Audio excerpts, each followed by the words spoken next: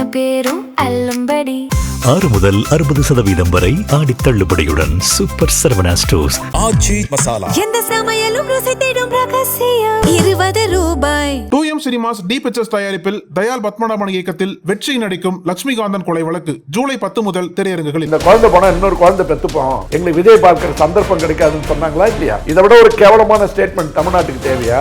சொன்னாங்களா இல்லையா? 41 பேர் சாவுல, 41 பேர் ரத்தத்துல, அந்த சதை மேலையும் நரம்பு மேலையும் எலும்பு மேலையும் நடந்து வந்து ஒண்ணு அமைஞ்சிருக்கு. எது அமைஞ்சிருக்கு? பைத்தியகாரங்க கையில கிடைச்சா ஏதாவது ஒண்ணு சொல்லுவாங்கல்ல. இப்ப செந்தில் பாலாஜிக்கு பாட்டு பாடுறீங்களா? ஓடு ஓடு ஓடு ஓடு ஓடுன்னு பாண்டிங்கல்ல. அன்னைக்கு அவர் திருச்சி ஏர்போர்ட்ல இருந்து ஓடினார்ல வீட்டுக்கு, அதை ஞாபகப்படுத்திட்டு அந்த பாட்டு பாடியிருக்காரு. எஃப்ஐஆர் நல்லா படின்னு சொல்லி அனுப்பி வச்சிருக்கு. நீங்க ஒழுங்கா நடிங்க ஓவரா நடிக்காதீங்கன்ட்டாங்க இல்லையா இன்னைக்கு மெட்ராஸ் ஹைகோர்ட்டு. அப்ப குற்றவாளி கூண்டில் விஜய் நிறுத்தப்பட்டு சாட்சியாக விசாரிக்கப்படுகின்ற இடத்தில் திமுகவினுடைய வழக்கறிஞர்களுடைய குறுக்கு விசாரணைக்கு பதிலளித்தே ஆக வேண்டும். முதல்வர் போர்வில் இன்னைக்கு போத்திக்கிட்டு எஸ்கேப் ஆக முடியாது. ஸ்டாலினுக்கு துரோகம் செய்தவர்கள் தமிழ்நாடு காவல்துறையினர், அங்கிருந்த அதிகாரிகள். அப்ப இனிமே இந்த மாதிரி விஷயம் வரணும்னா, யாருக்காவது அரசாங்க வேலை வரணும்னா விஜய் போற எல்லா கூட்டத்துக்கு போயிட்டு ஒரு 10 பேர் சாகணும். இவர் ஜெயிச்சதை பத்தி கூட எனக்கு பிரச்சனை இல்லை. ஆரம்பத்துல இருந்து அவர் பேச்சு சரியில்லைன்னு சொல்லி அதை நான் சொல்றேன், எனக்கு கடமை இருக்குங்க. ஆனா அவர் பேச்சு ஒரு கூட்டம் ரசிக்குது சார். அதுக்கு என்ன சார் பண்றது? நீங்க யார் சார்பா பேசுறீங்க? நக்கிர நேயர்களுக்கு வணக்கம். இன்று நம்முடன் கருத்துக்களை பகிர்ந்து கொள்ள இணைந்திருக்கிறார் சென்னை உயர்நீதிமன்ற மூத்த வழக்கறிஞர் வே. பால் அவர்கள். வணக்கம் சார். வணக்கம் ராஜவேல். கரூர் சம்பவத்தில் உயிரிழந்தவங்க குடும்பத்துக்கு வேலை கொடுக்க போறாரு விஜய் அப்படின்னு ஒரு பேச்சு இருந்தது. அது அரசு புதுசலாக இருந்தது, பத்திரிகையில் தகவல்லாம் வந்துச்சு. இன்றைக்கி அது கொடுத்துட்டார், நியமனம் கொடுத்துட்டார். இது தொடர்பாக நீதிமன்றத்துக்கெல்லாம் போச்சு. அங்கே நீதிமன்றம் விவாதங்களெல்லாம் கேட்டுது. என்ன அப்படின்னு வாதங்களை கேட்டுட்டு இது தற்காலிக பணியாக இருக்கட்டும் அப்படின்லாம் சொல்லிக்கிறதா தகவல் வெளியாக இருக்குது. இது ஒரு பக்கம். முன்னதாக இவர் ஒரு கூட்டத்தில் பேசுகிறார். அதில் திமுகவை கடுமையாக தாக்கி பேசுகிறாரு. அந்த கரூர் சம்பவத்தை நினைவுபடுத்தி பேசுகிறார். நாங்கள் அரியலூரில் இப்போ பிரச்சாரத்தை முடிச்சுட்டு பெரம்பலூர் போகிறப்ப அங்கே இருக்கிறவங்க எச்சரித்தாங்க. அங்கே இந்த மாதிரி கூட்டம் அதிகமாக இருக்குது, இரவு நேரமாக இருக்குது அப்படின்லாம் சொல்லி எச்சரித்தாங்க. நாங்கள் அது சரி ரைட் அப்படின்னு சொல்லிட்டு நாங்கள் அங்கே போகாமல் நாங்கள் கிளம்பிட்டோம். அதுக்கப்புறம் வர முடியாததுக்கு நாங்கள் மன்னிப்பு கேட்டுக்கிட்டோம் அப்படிலாம் சொன்னார். இதே போல் நாமக்கல்லில் முடிச்சுட்டு கரூர் வரப்போ இந்த மாதிரி போலீஸு கொஞ்சம் நம்மளை அலர்ட் பண்ணியிருக்கலாம். அலர்ட் பண்ணியிருந்தால் நாங்கள் என்ன செய்ய போகிறோம், போலீஸ் சொல்கிறத கேட்க போகிறோம். இவங்க என்னென்னா வாங்கன்னு சொல்லி அழைச்சிட்டு விட்டுட்டு அங்கே இருக்க இவங்களை நம்பி நான் ஆஹா இவ்வளோ இதுலேயும் போலீஸ் இவ்வளோ அழகாக கொண்டாந்து விட்டுருச்சே அப்படின்னு சொல்லி இது தெரியாமல், இந்த நாடகம் தெரியாமல் நான் அவங்களுக்கு தேங்க்ஸ் சொன்னேன் அப்படின்னு சொல்கிறாரு. தொடர்ந்து சொல்கிறாரு, அந்த போலீஸெல்லாம் இந்த மாதிரி சேர்ந்து பண்ணிடுச்சு அப்படின்னு சொல்கிறாரு. செந்தில் பாலாஜி சொல்கிறாரு, ஓடுன்னு அவர் ஓடிட்டார், இந்த ஊருக்கார் எங்கே போனார் தெரில அப்படிங்கிறாரு. அப்புறம் ஃபாரின் போயிட்டாங்க.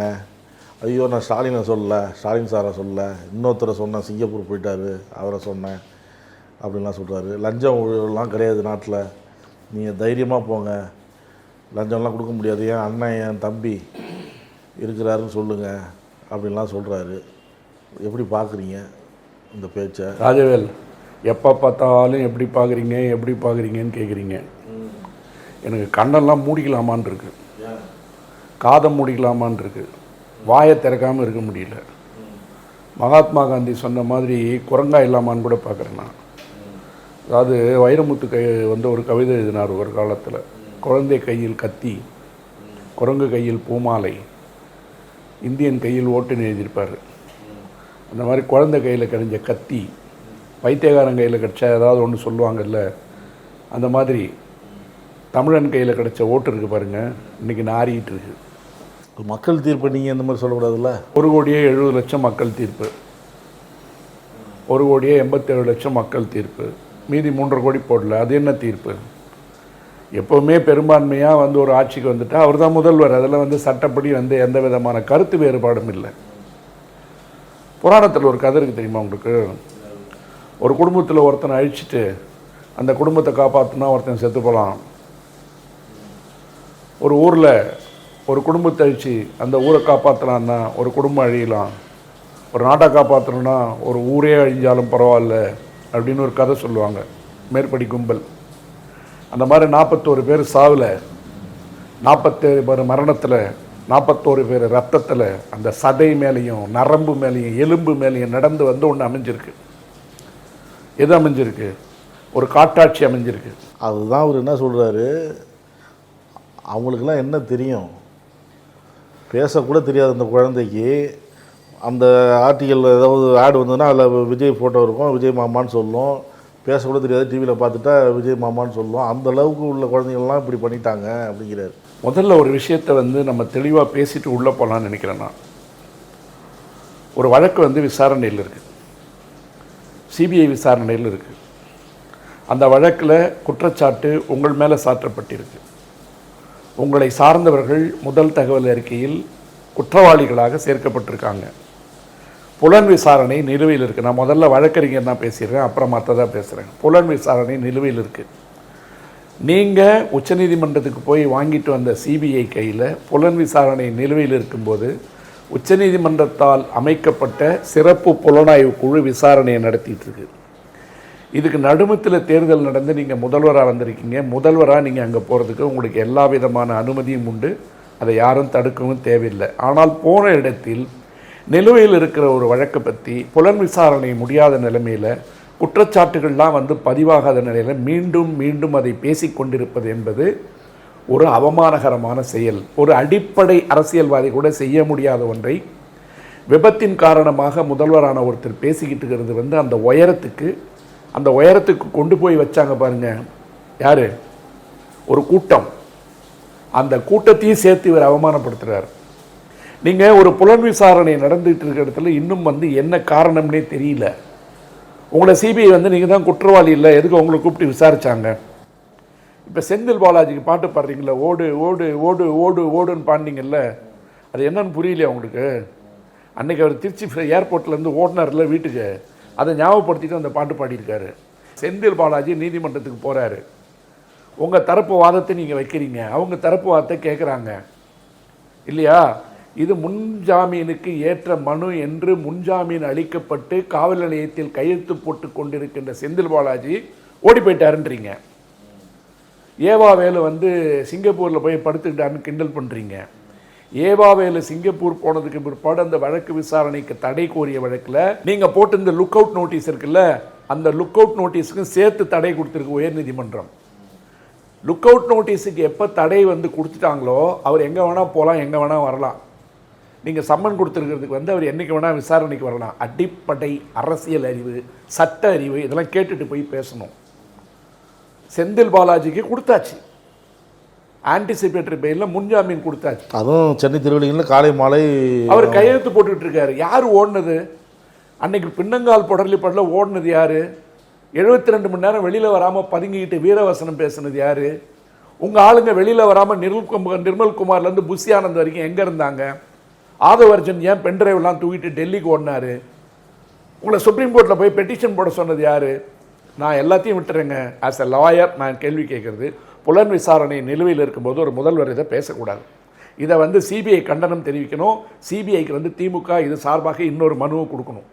மனுவை கொடுத்து இது பேசக்கூடாது. அவர் என்ன சொல்கிறாரு, திமுக இப்படி சுப்ரீம் கோர்ட்டுக்கு போய் தான் எஃப்ஐஆர் நல்லா படின்னு சொல்லி அனுப்பி வச்சிருக்கு அப்படின்னு சொல்லி. அதே நான் கேட்டேன், நல்லா படிங்க படிங்க படிங்கன்னு உங்களை வச்சு செஞ்சாங்கன்னு சொன்னார். அதானே இன்னைக்கு என்ன பண்ணாங்க? நீங்கள் ஒழுங்காக நடிங்க ஓவராக நடிக்காதீங்கன்ட்டாங்க இல்லையா இன்றைக்கி மெட்ராஸ் ஹைகோர்ட்டு? நடிங்க, கொஞ்சமாக நடிங்க, ஓவராக நடிக்காதீங்கன்னு சொல்லிட்டாங்கல்ல. நான் என்ன சொல்கிறேங்க, எனக்கு நான் உண்மையிலே சொல்கிறேன், நான் எந்த விமர்சனத்தையும் கொஞ்சம் நாளைக்கு வைக்கக்கூடாதுன்னு இருந்தேன். ஆனால் தமிழ்நாட்டு அரசியல் இவ்வளோ தரங்கெட்டு போயிருக்கிற காலத்தில் நம்மலாம் உயிரோடு இருக்குமேன்னு எனக்கு வெக்கமாக இருக்குது. அதாவது அந்த பேசுகிற மொழி கெத்தா தில்லா கத்தா பந்தாவான்னு சொல்லிட்டு ஒரு வார்த்தையை சொல்ல நிறுத்துறாருங்க அவர். என்ன வார்த்தை அது? ஏதோ ஒன்று என் வாயில் வருதுன்னு சொல்ல வந்தாரா? அந்த வாயில் வராத வார்த்தை எதுவோ, அவர் எதை சொல்ல வந்தாரோ அதுவாகவே அவர் மாறி போயிட்டார். அந்த வாயில் வர வேண்டிய வார்த்தை என்னன்னு எனக்கு தெரியாது, நல்ல வார்த்தையாக கூட இருக்கலாம். அதை நான் சொல்ல விரும்பாததுக்கு அது அது அது அப்படின்னு ஒன்று நிறுத்தினார்ல, அதை எதை நினைத்து நிறுத்தினாரோ அதுவாகவே அவர் மாறி இருக்கார். அது அவருடைய மனசாட்சிக்கு தான் பொருந்தும். எனக்கு இந்த மக்களை நினச்சா அவ்வளோ கேவலமாக இருக்குது. ஏன் கேவலமாக இருக்குன்னு சொல்லி கேட்டிங்கன்னா, 41 பேர் இறந்து போன இடத்துல அந்த இடத்துல தோற்று போயிருக்கீங்க. தோற்று போன இடத்துல இருக்கிறவங்க தூக்கி கொண்டு உங்கள் கட்சியில் சேர்த்துருக்கீங்க. ஜெயலலிதா கதையை நான் 9 வாட்டி சொல்லிட்டேன். அதிமுகவில் இருக்கிறவங்களெல்லாம் கொண்டு உங்கள் கட்சியில் சேர்த்துட்டு இது தீய சக்தி, அது தீர்ந்து போன சக்தின்னு சொன்னால் யாருடைய தயவில் நீ ஆட்சி நடத்திட்டு இருக்க? 25 பேர் எதை நம்பி கொண்டு வந்து ஓட்டு போட்டாங்க உங்களுக்கு? யார் உங்கள் ஆட்சியை காப்பாற்றினது? 108 வாழ்ந்துட்டு இருக்கீங்க. 108 ஆம்புலன்ஸு வெண்டிலேட்டர்லேருந்து காப்பாற்றினது யார்? திமுக காரன் போட்டு ஓட்டுங்க. எங்கே போனாலும் வந்து சரித்திரம் சொல்லும். வெண்டிலேட்டரில் உட்காந்துட்டு ரெண்டு பேராக கூப்பிட்டுக்கிட்டு சரி சோஃபா கொடுக்கலன்னு கூட நான் ஒத்துக்கிறேன். யாருடைய தயவில் ஆட்சி நடந்துகிட்ருக்கு? இன்றைக்கி மதுரை உயர்நீதிமன்றம் ஒரு உத்தரவு போடுது. அந்த உத்தரவு தப்பான உத்தரவு. நீங்கள் இடைக்கால தற்காலிகமான ஒரு பணி நியமனம் கொடுக்கலாம், அதுக்கு ஒன்றும் தடை இல்லைன்னு சொல்லும்போது இவர் தானே சொன்னார் ஊராம்டி நெய்யில் எடுத்து அடுத்த வீட்டுக்கு ஸ்வீட் பாக்ஸ் செய்யாதீங்கன்னு. தமிழ்நாட்டு மக்கள் வரி பணத்திலேருந்து உங்கள் ரசிகர் மன்றத்திலேருந்து வந்து உங்களை பார்க்க வந்து அந்த குழந்தைங்களாம் நான் குறை சொல்ல மாட்டேன். ஏன் சொல்லுங்கள்? அந்த குழந்தைங்களை காமிச்சு இன்றைக்கி சிம்பத்தி தேடுறீங்கல்ல, உங்களுக்கு ஓட்டு போகிறதுக்கு முன்னாடி உங்களை வந்து பார்க்குறதுக்கு முன்னாடி அவங்க என்ன சொன்னாங்க? அந்த குழந்தை இழந்தவங்க என்ன சொன்னாங்க? இந்த குழந்தை போனால் இன்னொரு குழந்தை பெற்றுப்போம், எங்களுக்கு விஜய் பார்க்குற சந்தர்ப்பம் கிடைக்காதுன்னு சொன்னாங்களா இல்லையா? இதை விட ஒரு கேவலமான ஸ்டேட்மெண்ட் தமிழ்நாட்டுக்கு தேவையா? சொன்னாங்களா இல்லையா? இந்த குழந்தை போனால் இன்னொரு குழந்தை பெற்றுப்போன்னு சொன்னாங்களா இல்லையா? அந்த குழந்தை மேலேயா நீங்கள் பேசுகிறீங்க? எனக்கு என் புருஷனோட இவர் தான் பிடிக்குன்னு சொல்லியா? சொன்னாங்களா இல்லையா? இதெல்லாம் தரக்குறைவான ஒரு விஷயங்கள்லேருந்து நீங்கள் தேர்ந்தெடுக்கப்பட்ட முதல்வராக வந்த பிற்பாடு உங்களுக்கு வந்து ஒரு மிகப்பெரிய பண்பு வரணும். பேச்சில் வந்து ஒரு தெளிவு இருக்கணும், நிதானம் இருக்கணும். கோவப்படுறதுல நியாயம் இருக்குது. உங்கள் அரசியல் பகைவர்கள் மீது நீங்கள் கோவப்படலாம், உங்கள் அரசியல் பகைவர்களை நீங்கள் விமர்சிக்கலாம். அது அரசியல் ரீதியாக இருக்கணும். நீங்கள் மட்டும் போய் உட்காந்துக்கிட்டு அவர் ஆட்சியில் இருக்க ஒரு முதல்வர் இருக்கும்போது திருச்சியில் உட்காந்து டான்ஸ் ஆடல, சிஎம் அங்கிள் ஸ்டாலின் அங்கிள் சொல்ல, அன்றைக்கி எந்த நாக்கு பேசிச்சு? உங்கள் நாக்கு தானே. உங்களுக்கு ஒரு நாக்கு, அடுத்தவங்களுக்கு ஒரு நாக்கா? என்ன பண்பாடு இது? ஒட்டுமொத்த பேச்சில் ஒரு சில பேச்சுகளும் சரின்னு சொல்லலாம், ஒட்டுமொத்த பேச்சுமா? நீங்கள் ஆரம்பத்துலேருந்து நான் கடைசி வரைக்கும் கேட்டேன். நான் கோர்ட்லேருந்து வண்டியில் வரும்போது போட்டு கேட்டு வந்தேன்.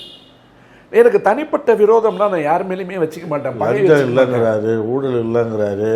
நீங்கள் அதை ப்ரூவ் பண்ணுங்க. இங்கே பாருங்க ராஜவேல், எந்த ஆட்சி வந்தாலும் ஒரு 60-70 நாள் இந்த மாதிரி ட்ராமாலாம் நடக்கும். ஒரு 6 மாதம் கழிச்சு விஜய் இதெல்லாம் செஞ்சான்னா நிச்சயமாக என் குலதெய்வத்து மேலானியா இதே இடத்துல உட்காந்து நான் பாராட்டுறேன்.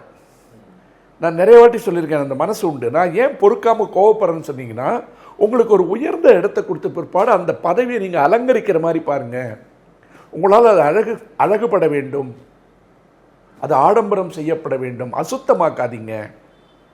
தமிழ்நாட்டு இதுக்கு முன்னாடி யார் பிறண்டிகிட்டே இருப்பா பார்த்துறீங்களா? நீங்கள் பிராண்டிக்கிட்டே இருக்கிறது யார்? அமித்ஷா மோடியும் தான் வந்து பெறாண்டுவாங்க. இப்போ அவங்க 2 பேரும் ஓய்வு எடுக்கிறாங்க. அவர்கள் ஓய்வெடுத்து கொண்டிருக்கிறார்கள், இவர் பாய்ந்து கொண்டிருக்கிறார்.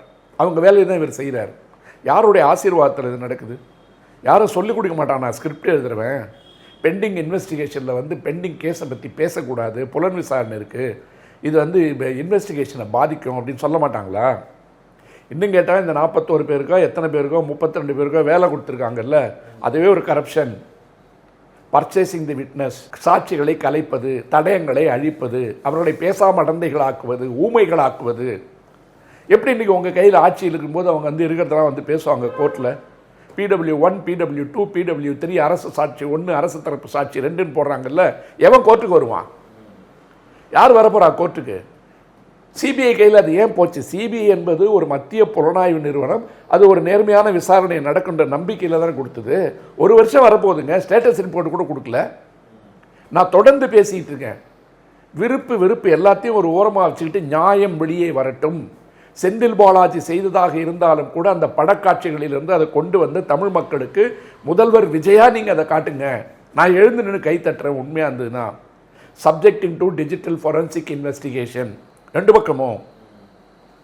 நான் மறுபடியும் நான் என்னுடைய தமிழ் மக்களுக்காக, இந்த மண்ணுக்காக நான் பேசுகின்ற பொழுது எங்கேயாவது அசிங்கமாகவும் அவமானமாகவும் யார் பேசினாலும் நம்ம கண்டிக்க வேண்டியது கடமை. திமுகவில் இருக்கும்போது கூட 1-2 பேச்சாளர்கள் வந்து கேவலமாக பேசுவோம், நம்ம கண்டிச்சிருக்கோம். நியாயம் இருக்கா?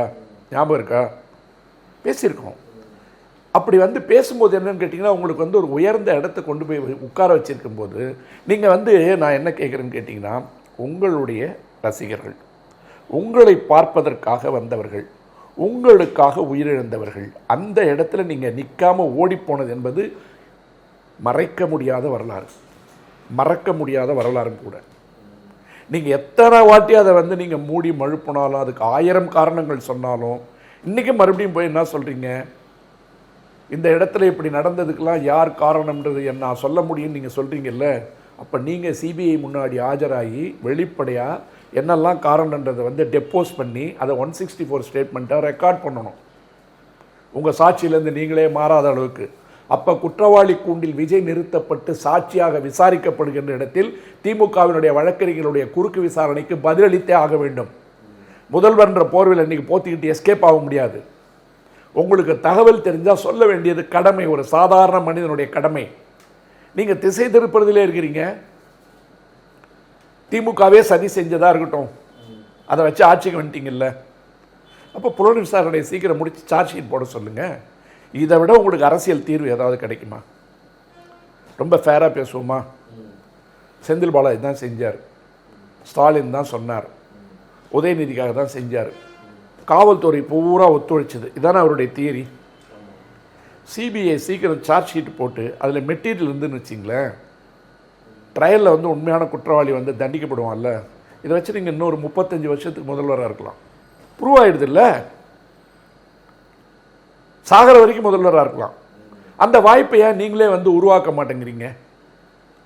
நீங்களே போய் ஒரு பெட்டிஷன் போடுங்க, தமிழ்நாடு அரசாங்கத்தின் சார்பில் உச்சநீதிமன்றத்தில் ஒரு மனு தாக்கல் செய்யுங்க. இந்த வழக்கு விசாரணை 1 வருடமாக நிலுவையில் இருக்கிறது. உச்சநீதிமன்றத்தால் நீதிக்கப்பட்ட குழு என்பது எங்கே உட்காந்து போண்டா சாப்பிடுது, டீ சாப்பிடுதுன்னு தெரியல, என்ன வேலை செஞ்சதுன்னே தெரியல. இதுவரைக்கும் புலன் விசாரணையில் எந்த விதமான முன்னெடுப்பும் நடக்கவில்லை.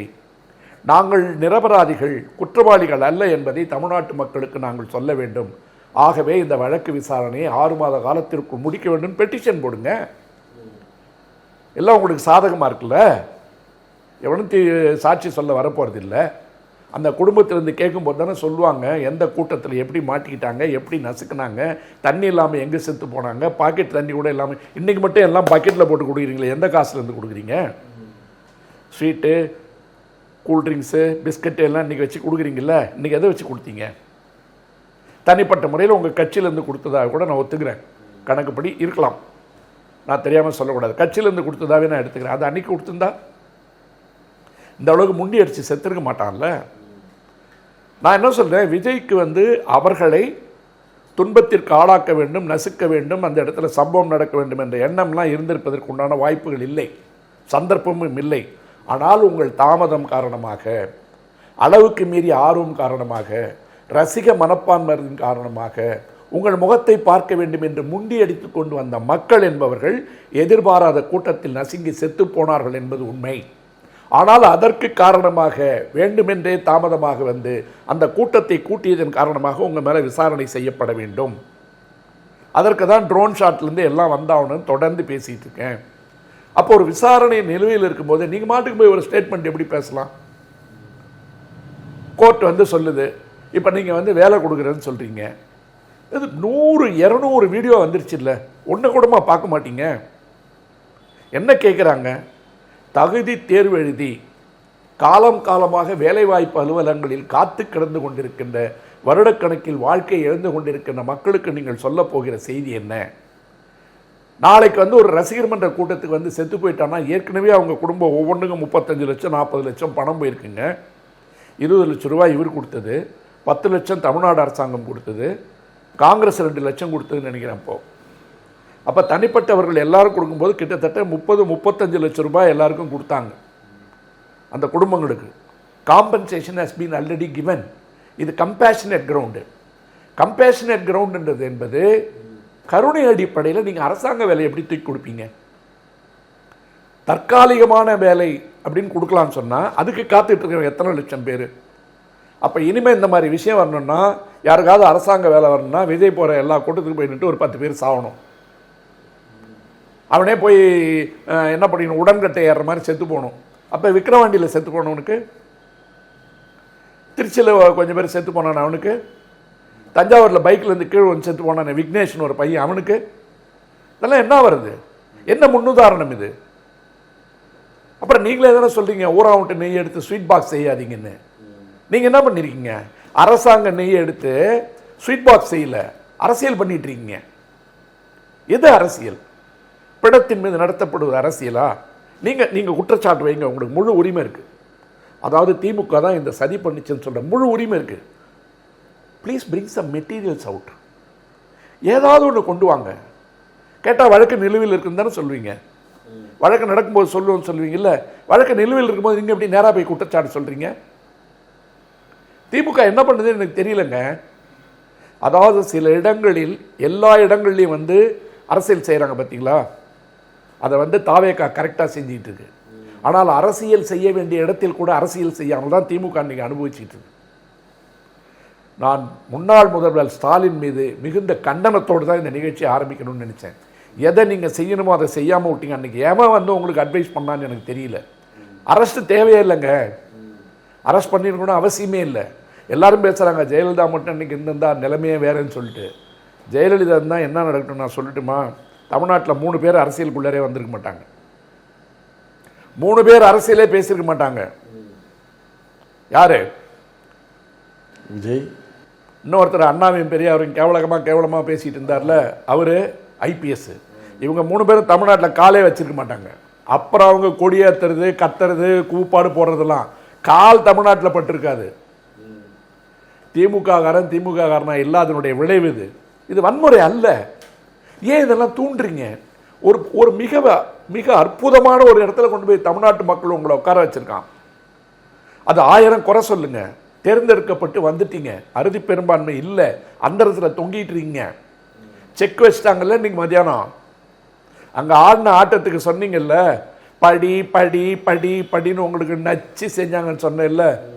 இப்போ நடி ஓவரா நடிக்காதன்னு வச்சுட்டான்ல உயர்நீதிமன்றம். என்ன சொல்லியிருக்கு? அதான் இப்போ நம்ம பேசிகிட்டு இருக்கும்போது ஒன்று ஓடிட்டு இருக்கு. என்னென்னா இந்த இடைத்தேர்தல், அதாவது தமிழ்நாட்டில் மட்டும் இடைத்தேர்தல் அறிவிக்கல, மற்ற மாநிலங்கள் அறிவிச்சாச்சு நம்ம பேசிகிட்டு இருந்தோம். குஜராத்து இதிலெல்லாம் இடைத்தேர்தல் அறிவிச்சிட்டாங்க. அப்போ எல்லோரும் என்ன சொன்னாங்க, இன்னும் ராஜினாமா பண்ண வேண்டியவங்களாம் இருக்காங்க அப்படின்னு சொல்லிட்டு இருந்தாங்க. இப்போ வந்து அந்த குதிரை பேரம்லாம் நடக்குது, இந்த விவகாரம்லாம் கோர்ட்டுக்கு போயிருக்காட்டிருக்கு. அவங்க வந்து இப்போதைக்கு ஒன்றும் நடத்த வேண்டாம் ராஜவேல் அப்படின்னு ஒரு மிகப்பெரிய நகைச்சுவை இருக்குது. அதாவது குதிரை பேரமா, ஒட்டக பேரமா, இல்லை தேர்தல் வெற்றியை எழுத்து போட்ட வழக்கா இருங்க, சோபா அரசியலா, எல்லாத்தையும் இன்றைக்கி வசனம் பேசி முடிச்சாரா மத்தியானம். அந்த வேர்வை கூட அடங்கலை. என்னன்னு கேட்டிங்கன்னா, கொஞ்சம் மக்களுக்கு புரிகிற மாதிரி சொல்லுவோம். நீங்கள் 108ஓட வந்தீங்க, உங்களுக்கு எதிர்த்து யாரெல்லாம் ஓட்டு போட்டாங்களோ அந்த ஓட்டு போட்டு ஜெயித்தவங்கெல்லாம் பதவி ஆசைவங்க வந்தவங்க கொஞ்சம் பேர் பதவி ஆசையோடு வந்து அந்த முகமூடியை போத்திக்கிட்டு பாஜக வந்துடக்கூடாது, கவர்னர் ஆட்சி வந்துடக்கூடாது, எங்களுக்கெல்லாம் பதவி மேலே ஆசையே கிடையாதுன்னு சொல்லிட்டு ஒரு குழு வந்தது இல்லையா. ஒன்று வெளியில் வந்து ஒரு காரணம் சொன்னிச்சு. காரணம் சொன்ன பிற்பாடு நீங்கள் என்ன பண்ணீங்க, சிவி சண்முகத்தை தூண்டி விட்டு எடப்பாடி பழனிசாமி கூட இருந்த விரோதத்தை வச்சுக்கிட்டு, மன வருத்தத்தை வச்சுக்கிட்டு ஒரு 25 ஓட்டு வாங்கினீங்களா? அந்த 25 ஓட்டு வாங்கும்போது அவங்களுக்கெல்லாம் என்ன ப்ராமிஸ் பண்ணீங்க? எங்கள் கட்சிக்கு மாறி வந்துருங்க, உங்களுக்கெல்லாம் நான் வந்து பதவி தரேன், மந்திரி பதவி தரேன்னு சொல்லி இழுத்தீங்க. எடப்பாடி வந்து கவர்னர்கிட்டையும் சபாநாயகர்கிட்டையும் கட்சி தாவல் தடை சட்டத்தில் நடவடிக்கை எடுக்கணும்னு புகார் கொடுத்தாரு இல்லையா. வந்ததெல்லாம் திரும்பி ஓடிடுச்சிங்க பயத்தில். அதுக்கு பிற்பாடு என்ன பண்ணீங்க, ஜெயலலிதா பாணி அரசியலை கையில் எடுத்தீங்க. எங்கள் தொகுதி நலனுக்காக நாங்கள் முதல்வரை பார்க்க போனோம்னு சொல்லிட்டு அருண் பாண்டியன் எப்படி முதல்ல ராஜினாமா பண்ணிட்டு போனாரோ அந்த மாதிரி கூப்பிட்டு ஒரு 4-5 பேரை ராஜினாமா பண்ண வச்சிங்க. அன்னைக்கு கேள்வி வந்தது பார்த்தீங்களா, அந்த கேள்விக்குண்டான பதிலை இன்னைக்கு உயர்நீதிமன்றம் சொல்லியிருக்கிறது. மக்கள் வரிப்பணத்தில் தேர்தல் நடத்தி எந்த விதமான காரணம் இல்லாமல் ராஜினாமா செய்துவிட்டு ஒரு இடைத்தேர்தலை கொண்டு வந்து நீங்கள் தேவையில்லாத செலவை கொண்டு வந்திருக்கீங்க. இந்த இடைத்தேர்தலை வந்து ஏற்கனவே தேர்தல் வெற்றிகள் இருக்கு பாருங்க, அதை எதிர்த்து வழக்குகள் தொடரப்பட்டிருக்கிறது. அந்த வழக்கில் ஒருவேளை முடிவுகள் மாறி வருமானால், இப்போ ஜெயிச்சவங்க வந்து செல்லாதுன்னோ அல்லது அவங்க ஜெயிச்சது செல்லுன்னு சொன்னாவே, ஒரு உதாரணம் ஏற்கனவே சொல்லியிருக்கேன்ல, கன்னியாகுமரியில் ராஜேஷ்குமார் வந்து ஜெயிச்சு காங்கிரஸ் மந்திரியாக இருக்கார், தோற்று போன தாவேக்காரர் இருக்கார். அந்த தேர்தல் வழக்கில் வந்து ராஜேஷ்குமார் தோத்துட்டார்னு வச்சிங்க, அப்போ அந்த இடத்துக்கு எம்எல்ஏவை யார் வரணும்? கேஸ் போட்டவர் தான், கேஸ் போட்ட தாவேக்காரர் வரணுமா? அப்போ மந்திரி பதவி என்ன ஆகும்? இப்போ உயர்நீதிமன்றத்துக்கு வந்து ஒரு புதிய சிந்தனை வந்திருக்கிறதா நான் நினைக்கிறேன். இதுக்கு முன்னாடி தேர்தல் வழக்கெல்லாம் போட்டால் அது மாட்டுக்கு ஒரு பக்கம் நடந்துட்டுருக்கு, இடைத்தேர்தல் ஒரு பக்கம் நடந்துட்டுருக்கு. அப்பா வழக்கு கூட பாருங்கள், நீங்கள் அப்பா வழக்கு கூட அப்படி தான் நடந்தது, 7-8 வருஷம் நடந்தது. ஆனால் இனிமேல் அப்படிலாம் நடக்காதுன்ற ஒரு நினைப்புக்கு தான் இந்த இடைத்தேர்தலுக்கு தடை. இவர் மத்தியானம் இன்னைக்கு வந்து விஜய் பண்ணது தேர்தல் பிரச்சாரம், வெளிப்படையாக பேசினார்ல, இடைத்தேர்தல் வருது, நம்ம வந்து சுற்றி சுரண்டு சூறாவளி மாதிரி ஜெயிச்சு வெளியில் வந்து கெத்தா பந்தாவா என்ன இனிமே ஏந்திரிக்கவே முடியாத அளவுக்கு வந்துட்டாண்டா போயிட்டாண்டான்னு வாடா போடா வசனம் எல்லாம் பேசுறாருங்க ஒரு முதல்வர். என்னங்க இது? பவன் கல்யாணம் அங்கே உட்காந்து சிரிக்கிறாரு. நானும் ஒரு 5 வருஷம் முட்டி மோதி பார்க்குறேன், வெறும் ஃப்ளெக்ஸ் போர்டு கட் அவுட் வச்சுட்டு ஜெயிச்சுட்டு போகிறாங்கன்னு நம்ம யாரெல்லாம் பார்த்து வேறு பேரை சொல்லி கிண்டல் பண்ணுவோம். ஆந்திராக்காரங்களை அசிங்கப்படுத்திட்டார் பவன் கல்யாணம் இந்த தேர்தலில்.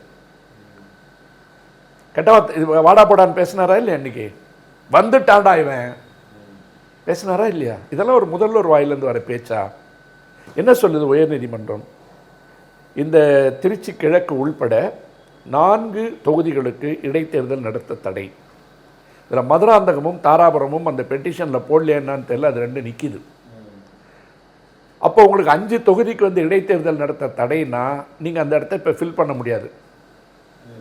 உங்களை நம்பி ரிசைன்மெண்ட் வந்தாங்கல்ல, நேற்றுலாம் மழை பெஞ்சது பார்த்தீங்களா?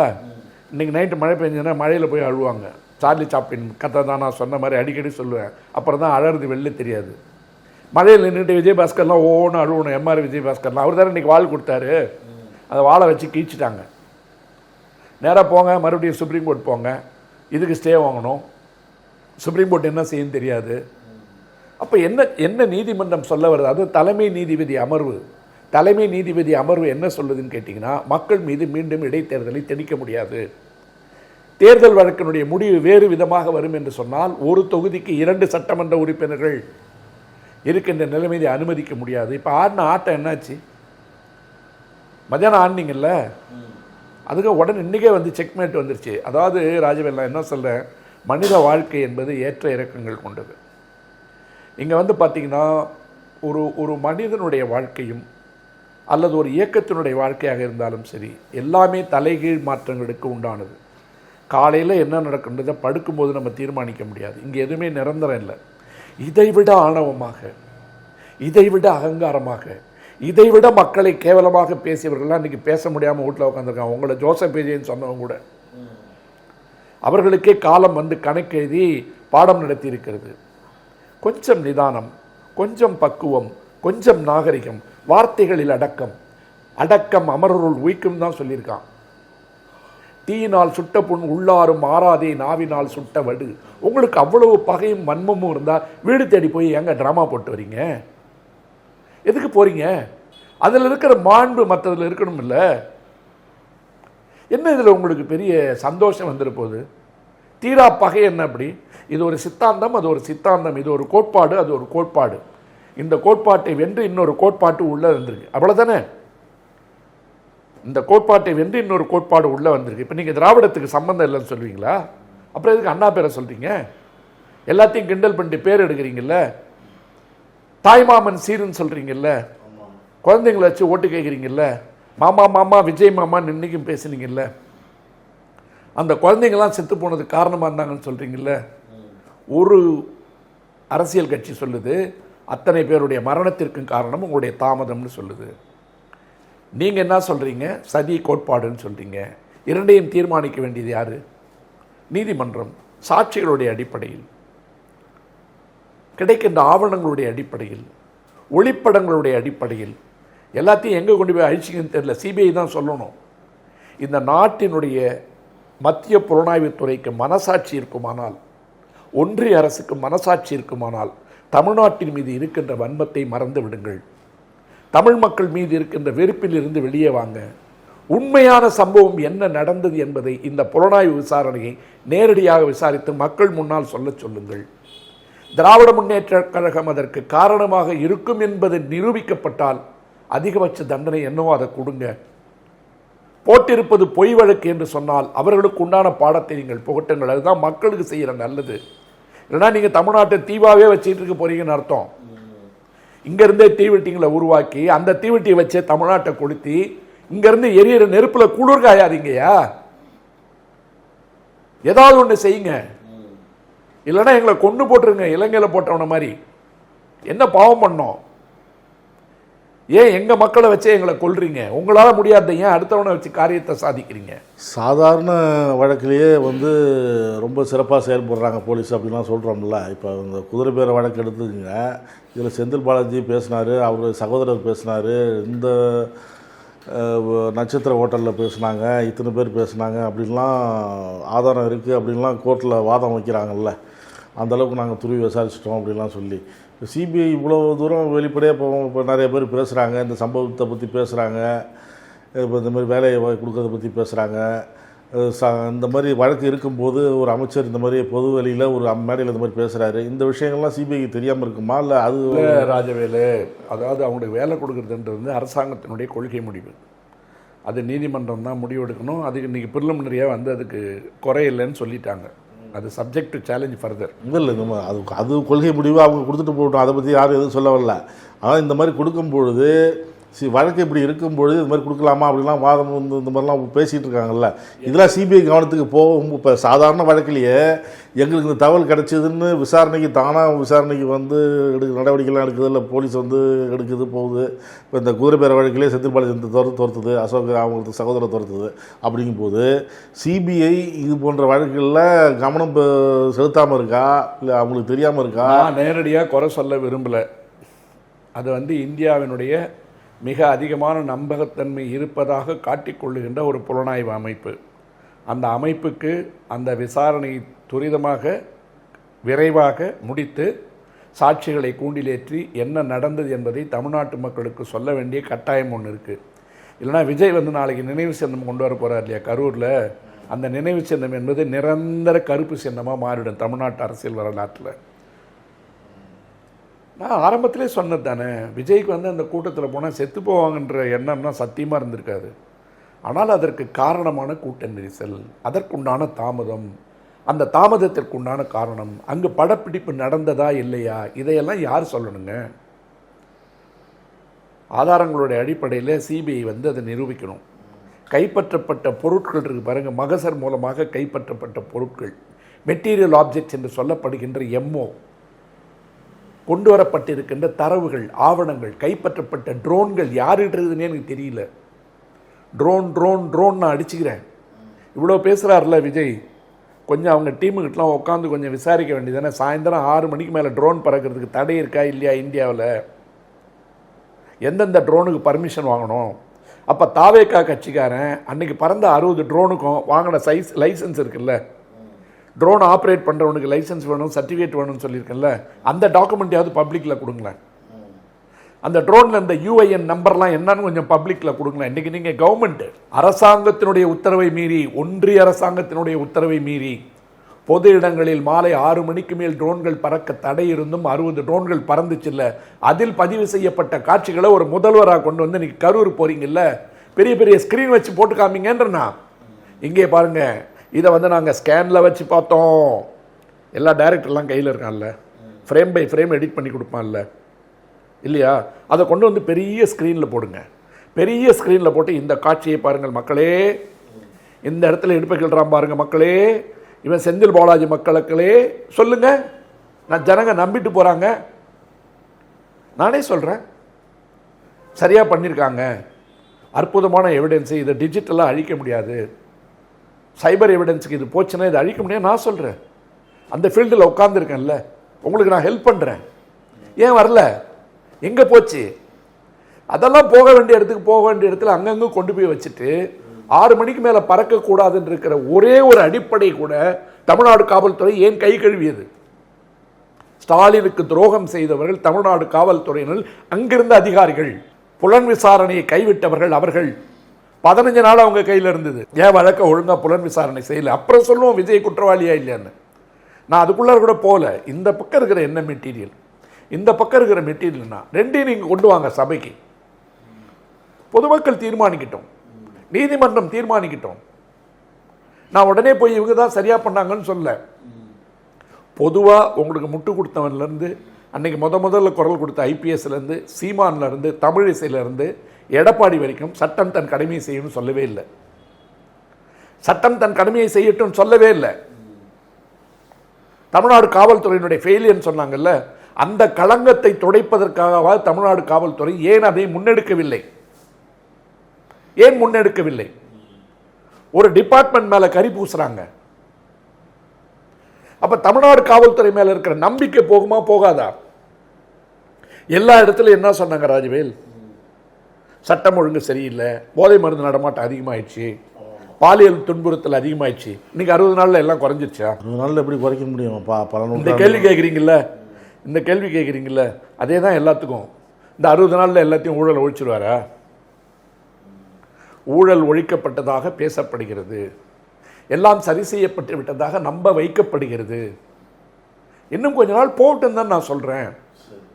நானே 6 மாதம் பேச மாட்டேன்னு தானே சொன்னேன். ஏன் மறுபடியும் நான் கோவப்பட்டு பேசுகிறேன்? மக்களை அசிங்கப்படுத்தாதீங்க.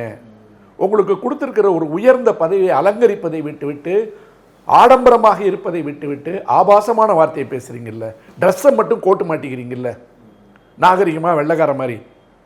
அப்போ வாயிலிருந்து வருகின்ற வார்த்தைகளாவது கொஞ்சம் வெள்ளை அடித்து வரணுமா வேணாமா?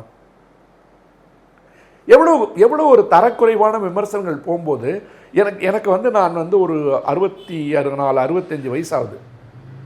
பொதுவெளிகளில் பேசுகின்ற மொழின்னு ஒன்று இருக்குல்ல, அதுதான் நம்ம உயரத்தை கொண்டு போவோம்.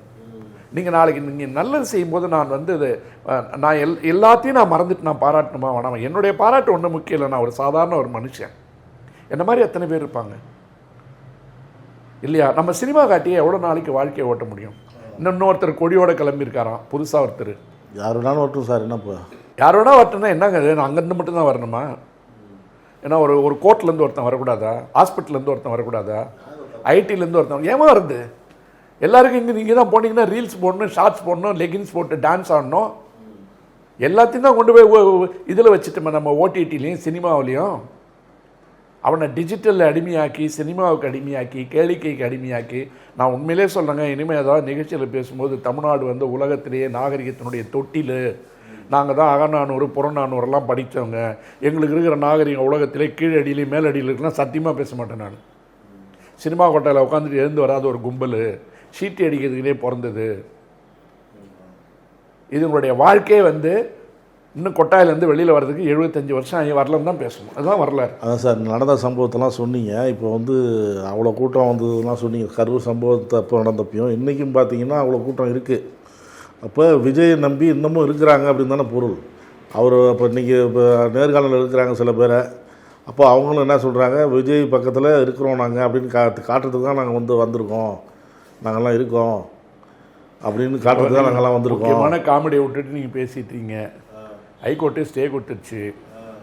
இன்றைக்கி நைட்டு வேறு விதமான அரசியல் பேசுவாங்க பாருங்கள், எல்லாம் நம்ம 8 மணி ஷோவில். திரும்ப என்ன செய்ய போகிறார்? உயர்ந்த நெடிய மனிதர் என்ன செய்ய போகிறார்? கம்யூனிஸ்ட் இயக்கங்கள் என்ன செய்ய போகிறது? இப்போ எல்லாரும் சேர்ந்து எதிர்த்தாங்களா இல்லையா அரசாங்கம் வேலை கொடுக்கக்கூடாதுன்னு?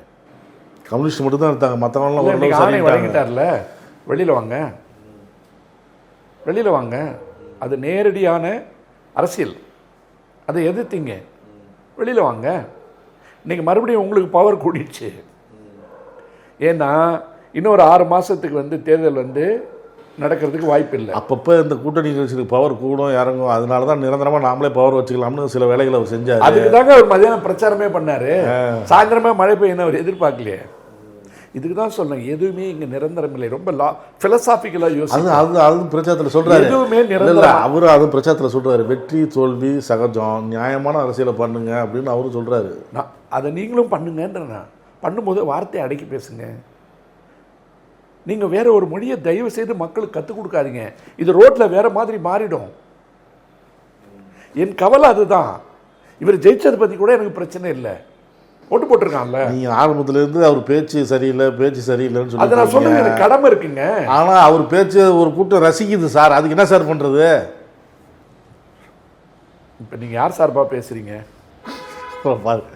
அது ஒரு கூட்டத்துக்கு ஒரு ரசிகை இல்லை. இந்த சென்னைக்குன்னு ஒரு பாஷை இருக்குது, நம்ம பேசி ப்ரோக்ராம் எடுப்போமா? பார்க்குறவன் என்ன சொல்ல, இவனா வைக்கலான்னு கேட்பானா? கேட்க மாட்டானா? என்னையே கேட்பான்ல. இதுக்கு மேலே நான் சொல்ல விரும்பலை.